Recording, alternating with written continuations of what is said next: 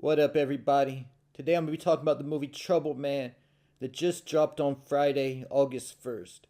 The movie's set in the city of Atlanta, Georgia, and the main players involved are the lead character named Jackson, played by Michael J. White.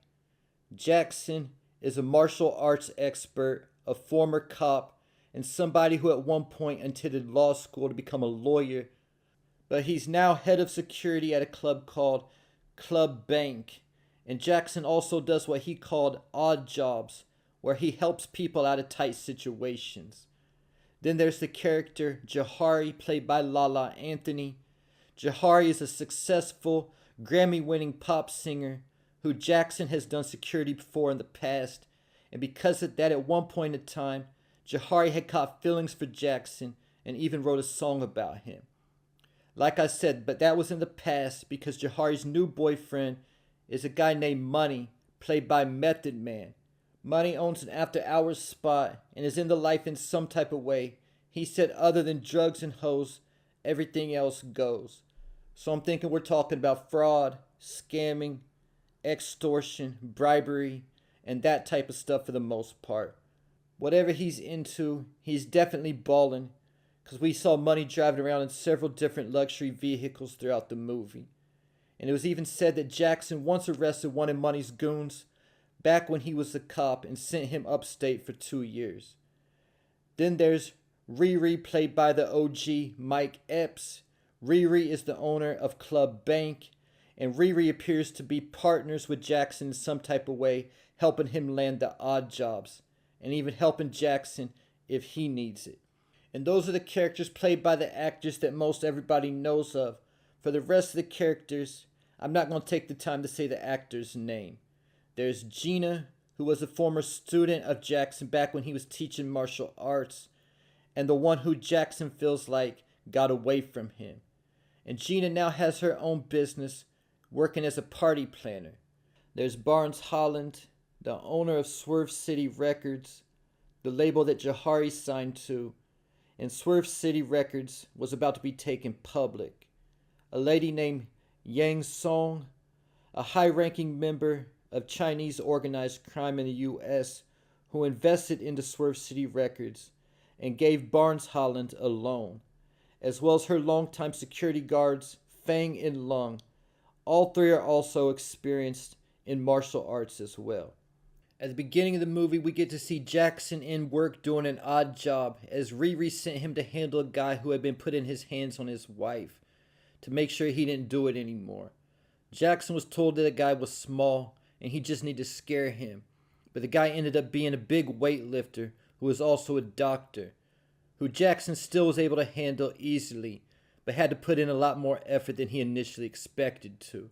And something that caught my attention that Jackson said to this doctor is that he was probably a big deal wherever he came from, but he just missed out on a lot of character developing ass whoopings. And character developing ass whoopings are definitely a real thing that make you have a lot more respect towards people. After showing what Jackson was capable of, we get into the plot of the movie, as Jahari was up all night recording for her upcoming album until 7 a.m., and her producer was Keith Sweat, who was playing himself.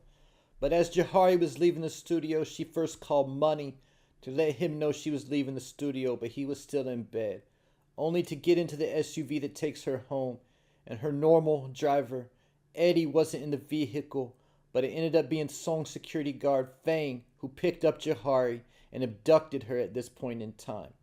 That night at Club Bank, Jackson ran into Gina, who was at the club scouting it as a potential place to use for her parties. When her and Jackson reconnected and ended up going back to Jackson's crib that was given to him as a gift by one of his clients. And after doing martial arts against each other as foreplay, the two hooked up that night. But when Jackson woke up that morning, Gina was gone, and he had two goons sent to him by Barnes Holland with the purpose of bringing him to Barnes. But instead, Jackson beat down the two guys and showed up to Barnes' office on his own terms. But I think Jackson had history with one of the security guards, because before Jackson beat him down, he mentioned he wished he would have shot Jackson back in 1985.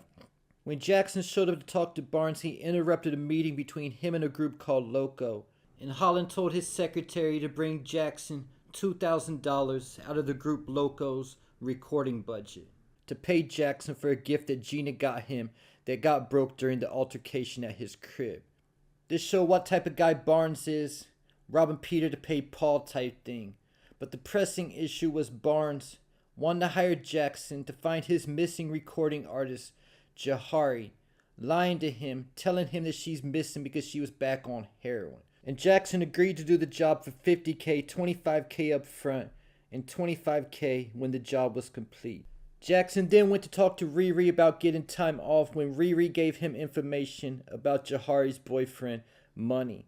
And Jackson paid Money a visit to tell him what was going on with his girl.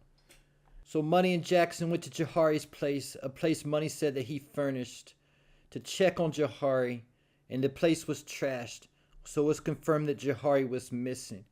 But Jackson saw a paper in the trash talking about a Man of the Year celebration. So Jackson told Money to give him until the weekend to handle it. And Jackson showed up at the Man of the Year party when he had his first face-to-face introduction to Song and her bodyguards, Fang and Lung. During this conversation, when asked about what he was doing, Jackson felt obligated to tell Song that it was concerning Jahari because the secretary Lonnie told Jackson that Song was an investor. And that was enough for Yang to know that Jackson was going to be a problem. But again at the Man of the Year celebration, Jackson bumped into Gina because Song had hired her to throw the party.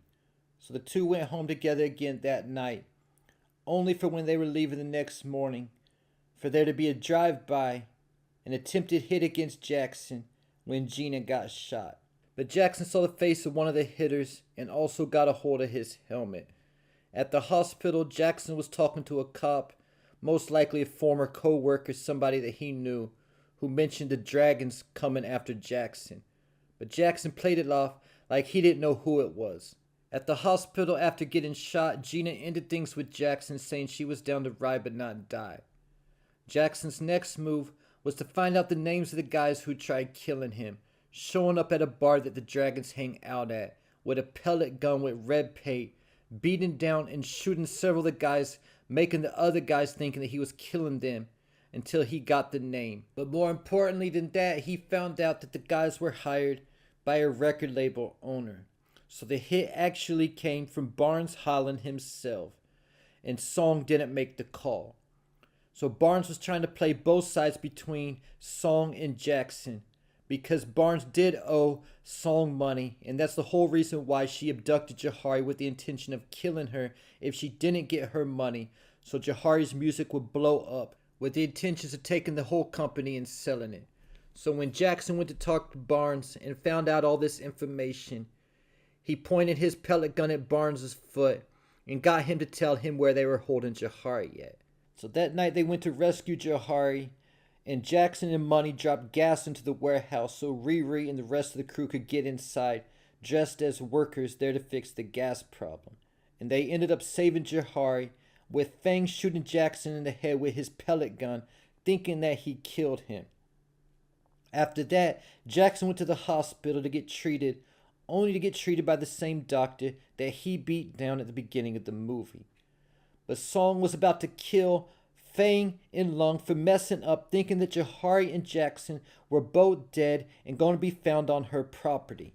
But Fang convinced Song that there was another way, and this was pinning everything on Barnes Holland.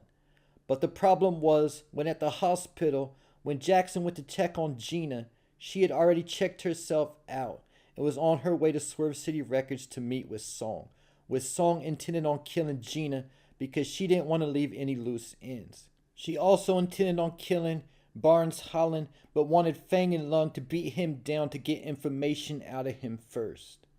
But luckily, Jackson was able to reach Lonnie at the front desk of Swerve City Records to stop Gina right as she was about to walk into the office. So Gina got away unknowing to Jackson, who came looking for her and ended up having to fight Fang and Lung again. And after winning the fight, Jackson was confronted by Song. When Jackson found out this Song had Lonnie hanging off the roof by a string with a pillowcase over her head. And he might have thought it was Gina at first, but either way he would have tried to save Lonnie also. When Song attacked Jackson with a sword, and because Jackson had to stop fighting to save Lonnie, when Song was about to kill him with her sword, Gina showed up and picked up a hose and knocked Song off the roof of Swerve City Records, killing her in the process.